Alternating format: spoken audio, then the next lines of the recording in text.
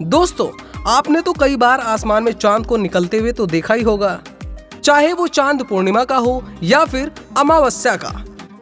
आपने उसे हर प्रकार के आकार में देखा होगा।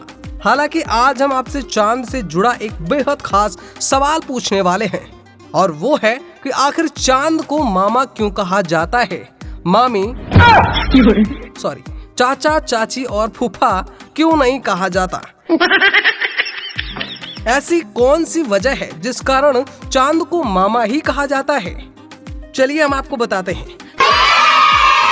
अगर हम बचपन से लेकर अब तक देखें तो सूरदास के पदों से लेकर कहानी की हर किताबों में हम चांद के प्यारे मामा की उपाधि देते आए हैं। वही बरसों से हर माँ अपने बच्चों को चंदा मामा की लोरी सुनाती आती है। लेकिन क्या आपने कभी सोचा है कि आखिर चंदा मामा को यह उपाधि कैसे मिली? अगर नहीं तो आइए हम इसके पीछे की बेहद खास वजह बताते हैं। दरअसल पौराणिक कथाओं के अनुसार जिस समय देवताओं और असुरों के बीच में समुद्र मंथन हो रहा था,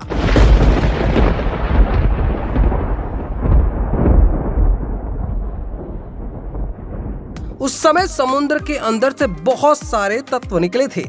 इन तत्वों में मां लक्ष्मी, वारुणी, चंद्रमा और विष भी शामिल थे। समुद्र मंथन से निकलने के बाद लक्ष्मी जी भगवान विष्णु के पास चली गई थी।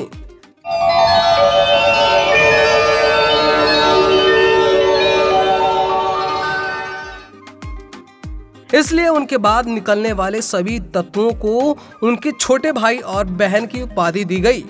ऐसे में चंद्रमा उनके बाद समुद्र से निकले थे, इसलिए वो मां लक्ष्मी जी के छोटे भाई बन गए। वही हिंदू मान्यताओं के अनुसार लक्ष्मी जी को हम अपनी माता कहते हैं, तो उनके छोटे भाई हमारे मामा बन गए। इसी कारण से चांद या चंदा को मामा कहते हैं। और ये समुद्र मंथन से निकले थे, इसलिए समुद्र इनके पिता कहलाते हैं। चंदा को मामा कहने के पीछे दूसरा कारण यह भी बताया जाता है कि चंदा पृथ्वी के चारों ओर चक्कर लगाता है और रात दिन उसके साथ एक भाई की तरह रहता है। अब चूंकि धरती को हम मां मानते हैं, तो इसीलिए उनके भाई क्या हुए, हमारे मामा हुए।